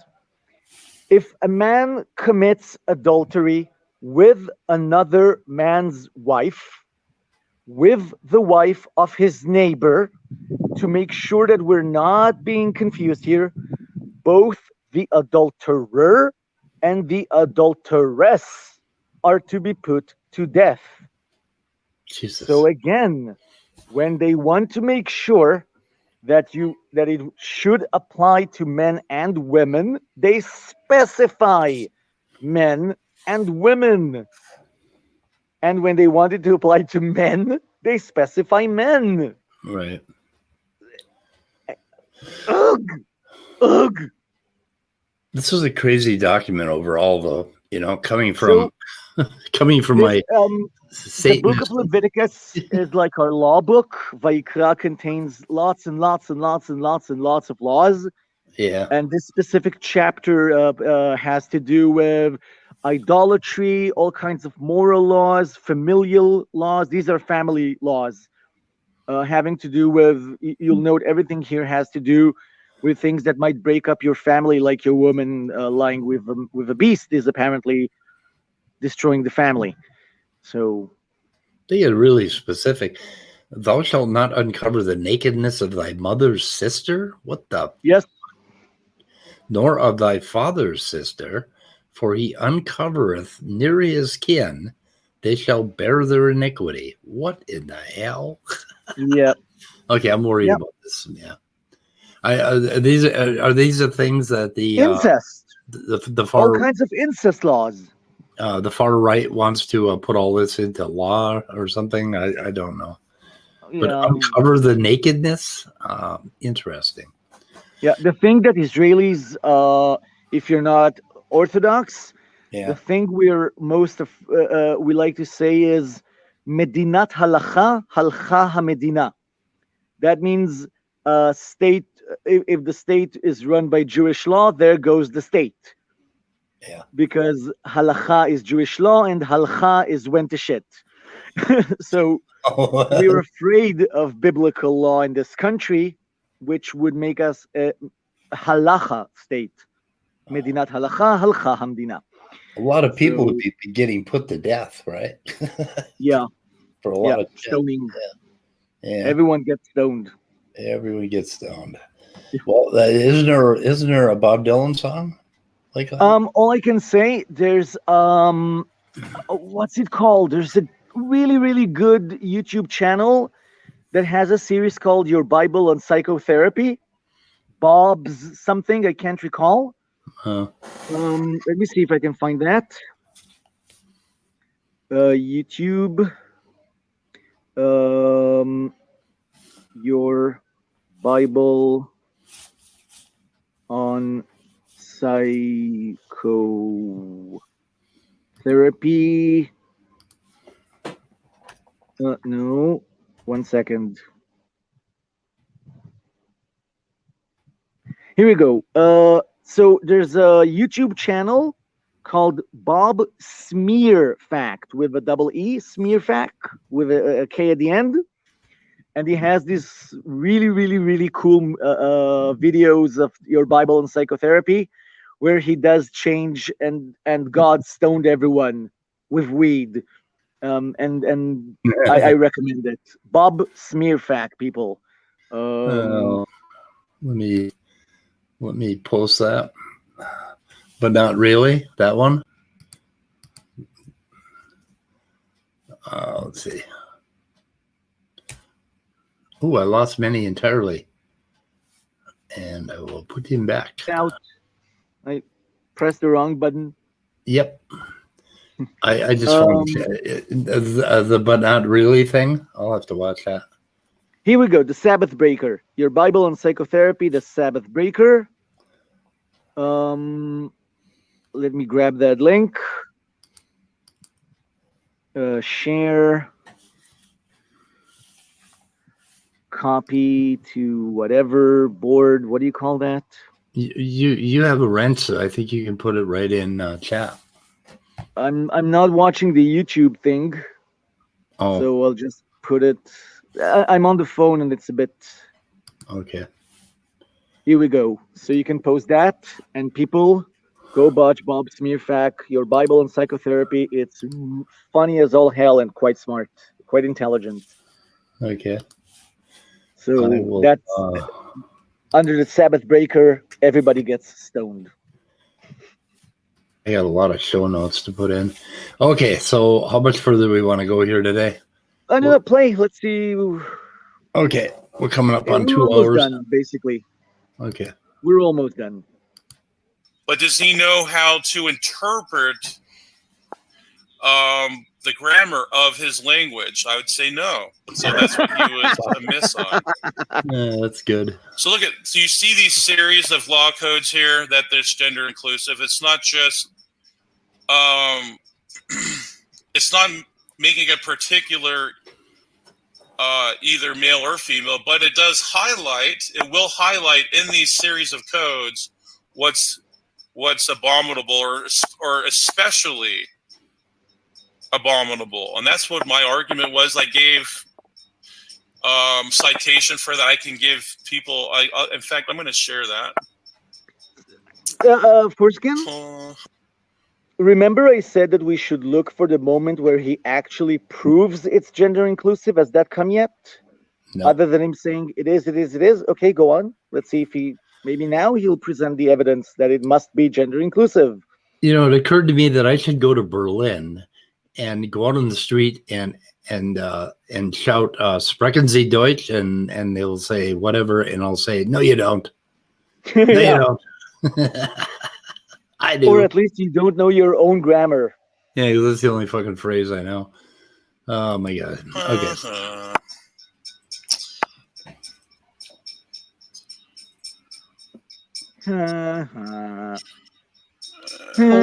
My head's like freaking hit. Man, my voice is going now. I've been doing so much. Oh god, that would be a blessing. Yeah, he blazed me for it. I just looked. Here it is. Yeah. Can I just go? There, now I have a headache. Yeah. Oh, let's see. This is the peer review article I got this from.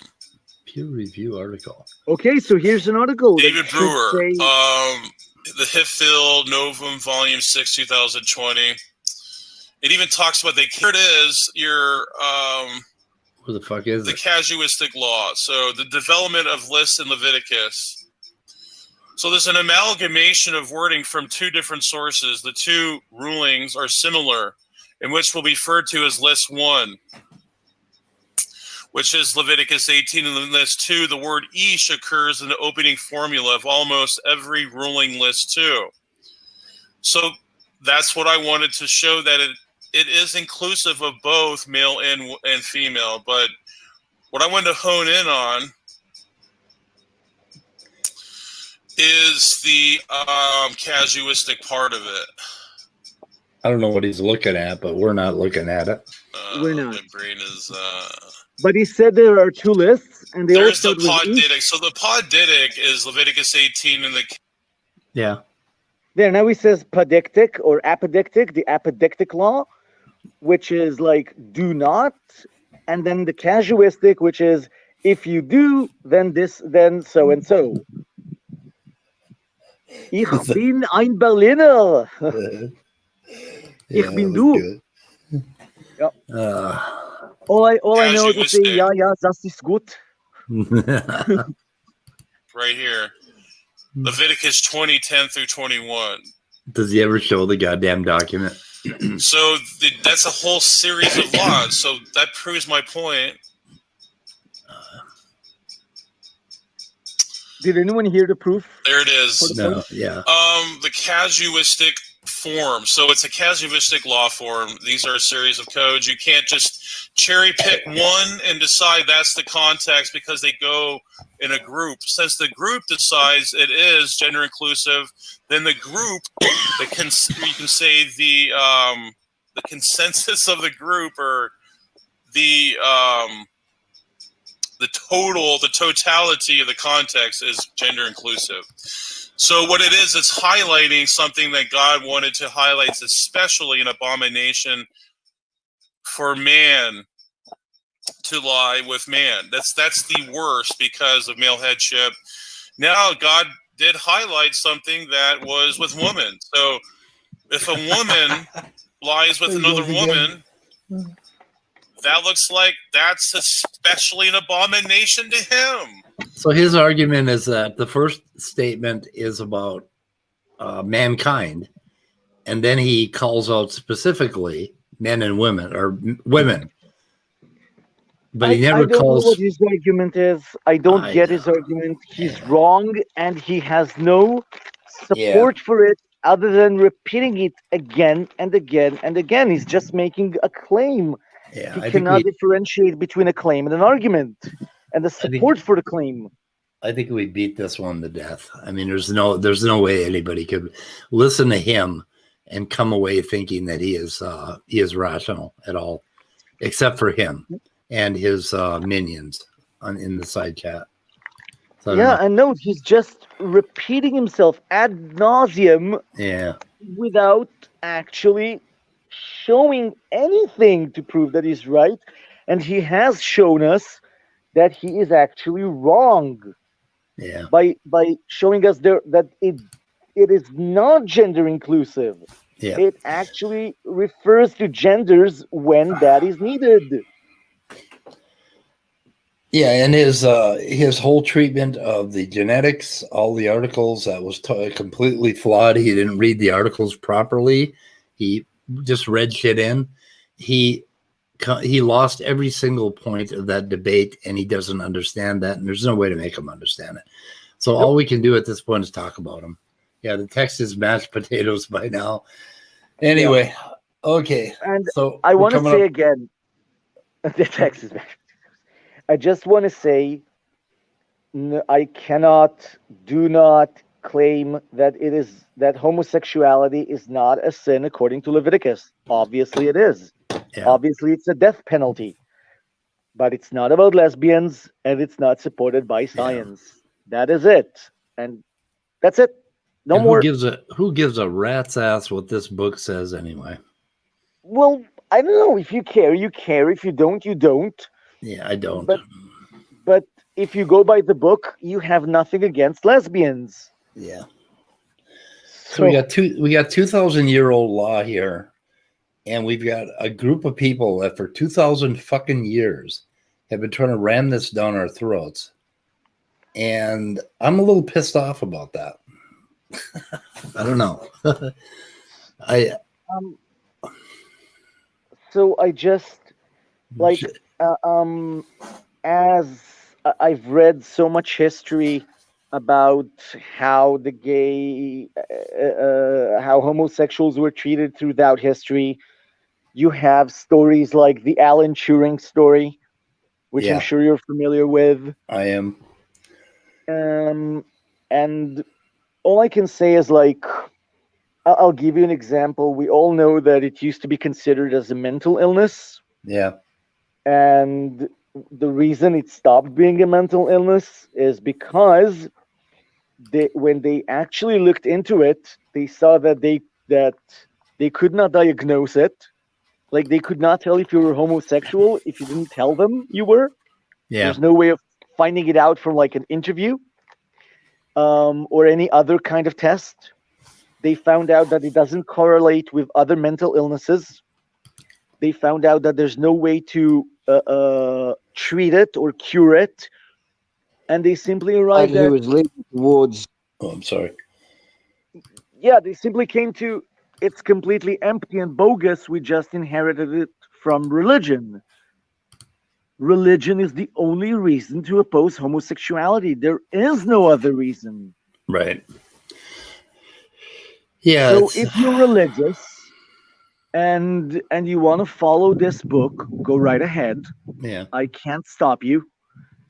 But A, don't claim that science is on your side. That's bullcrap. Don't claim psychology is on your side. That is bullcrap. He talks about conversion therapy. Conversion therapy is horse manure and nothing more. It's evil. It's dark. It kills people literally. And if you stick with the Torah, you have nothing against lesbians. You have no case against them. Yeah. That's all I can say. This is the only thing I can coming out of this debate. These are the conclusions. I don't think there's any other conclusion we can draw here. And why is it such a goddamn? Why is it their business? Why are they so concerned about this? What the fuck is wrong with them? I don't know. What do they? Is it this? Well, there's this bullshit cultural thing in America that that we should go back to the 50s, the way things were, make America great again, all that bullshit. This and America wasn't so fucking great back then. I mean, there were some things I really loved about the 50s, like A&W root beer stands, but other than that, they can all I fucking can have say it. is that for whatever reason, I don't know if the Bible is a consequent or if the Bible is the reason, but homosexuality is a natural, normal variation of human traits. Yes, it's a normal and natural variation of social species, of animals in general. We've seen over 400 kinds of animals other than humans that portray homosexual behavior. We've even seen transgender behavior in animals. Yeah. We've seen animals pair off and raise kids together, like males try to hatch eggs and stuff. It's I don't know what to say, and I can say that for some reason humanity has had a huge problem. Not all of humanity, Western culture has had a huge problem with homosexuals, and you can see it with transgender people as well, where the ones getting attacked the most are not the F to M's, female to male, it's the M to F's, the males to females. It's always, I've never heard anyone say, I'm afraid of a biological female coming into a men's room. I've never heard anyone afraid of that.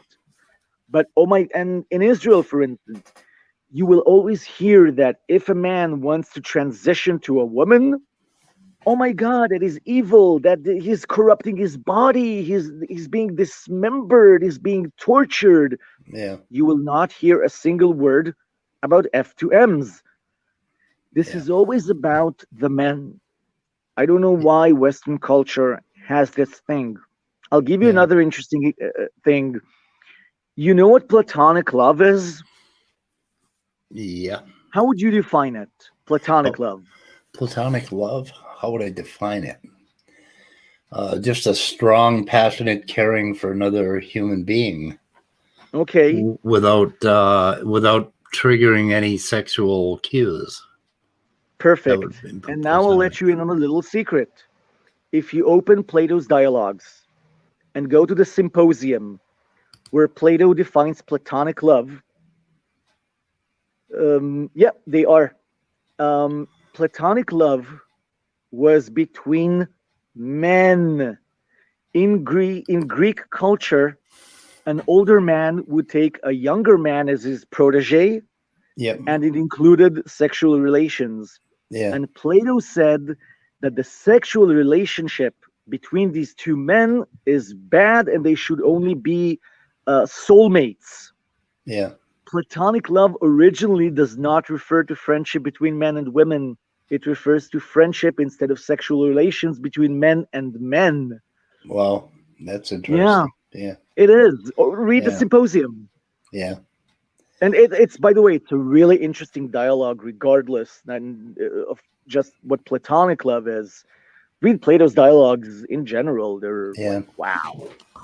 Well, I think we're being driven not only by culture, but we're still being driven by a bit of our biology, and we're being driven in such a way that reason and rationality are not being employed. When I was in 1990s to 2000, early 2000s, I started studying neuroscience, and I became very, very hopeful for the future of humanity. In 2020, my hopes have been dashed. I believe that we are going to go extinct by our ideology. We're going to go extinct by our inability to use science and reason and apply it properly, because I don't think we're that fucking smart. We are not as smart as we need to be. Probably some of us are. Of course, I think I am, and that therein lies the fucking problem. But I think we're going to kill ourselves if we keep doing this shit. And in 2020, it seems like we have slipped backwards, back into the 1950s and the 60s. I mean, we are not going forward like I thought we were going to. I was so hopeful at the turn of the century that we could put Satan, get behind thee. And we haven't done any of this shit. We have slipped back, and currently our country is being torn in half by this crap. And I don't know if YouTube is helping it at all. I don't know. But anyway, we're coming up on 2 hours, Meny. So do we want to end this, or do we want to? Okay, one last thing. I know we've shared this before.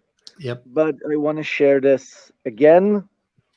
In, I think it was the 70s, Charles Aznavour, the French chansoner, wrote and performed this song, which is called "What Makes a Man a Man," and is best. It's an amazing song. Everyone listen to this. And what he says there at the end is that some of us have to break society's rules to be happy, because that's what we are. I have no option other than breaking Christianity's rules. It's not up to me. Yeah. It's just who and what I am. And if Christianity has a problem, well, tough titty. Yeah. So listen to that beautiful chanson. Yeah, I think I linked it in my first videos, and I've linked all the pertinent 4 videos in the description of this one, and I will try to update the links later after I've had a proper rest, and that'll be it. So, okay, guys. Just 1 second. Every time I forget to thank everyone that's joined, and religious fanatics are just terrified of life. To them, this is a demon-haunted world, and just living leaves them at risk of going to hell. Yep. Which is why there was that woman that killed her own or 2 babies, so they could go to heaven. That's happened so much. You know what I mean? Yeah. There was that story of a woman who came up with the idea that if she kills her own babies, they go straight to heaven. And so she'll go to hell, but she's a sinner anyway. Yeah. And someone said, that's a rational Christian. Yeah, that is what a rational Christian would do. He would kill his own kids so they go to heaven. This microcosm of YouTube channels that we pay attention to on the evolution side, on the Praise That I Am, that whole group, the Stinky Snake side, they are all about this dark, judgmental hatred of life and flesh, and hatred of this life, and constantly and I think it's blasphemy. It's as a strict naturalist, this is the worst blasphemy that you could possibly have, and it drives me crazy. But anyway, so I always say I'm not an atheist, and I've we got to talk about that. Yeah, one of the things I've had the fortune of studying is what is known as the Hebrew Kabbalah, which is our esoteric teachings. And it says we don't have a devil in Judaism. We don't have this character. Everything is from God, whether it appears good or appears to be evil. It's all from God. There is no bad guy. So if you see something evil, that is your own limitation, because Yeah. God only did good. If you see something evil, that is a pot calling a kettle. Another in Hebrew it's called I can't find the English expression. In Hebrew it's called haposel bemumo posel. He who disqualifies another is actually pointing to his own deficiencies. Yeah. Yep. And yeah, that So really, really resonates with 12-step programs and recovery from alcoholism, oddly enough. A lot of stuff does. Anyway, we're going to end this, okay? So, yeah, bye everyone, all. thank you for coming in Yeah, and this was commenting. detailed, but I hope what you take away from this is praise doesn't know his ass from a hole in the ground. So anyway, okay, goodbye, guys. And remember, I don't speak Hebrew. I don't No, understand Hebrew grammar. I'm no, bigoted. I hate Christians. I hate fundamentalists. I hate praise. Apparently, I'm yeah, hiding something. I'm not objective. Yada yada yada. yeah. Glad we could clear that up. Okay, goodbye, guys. Bye bye.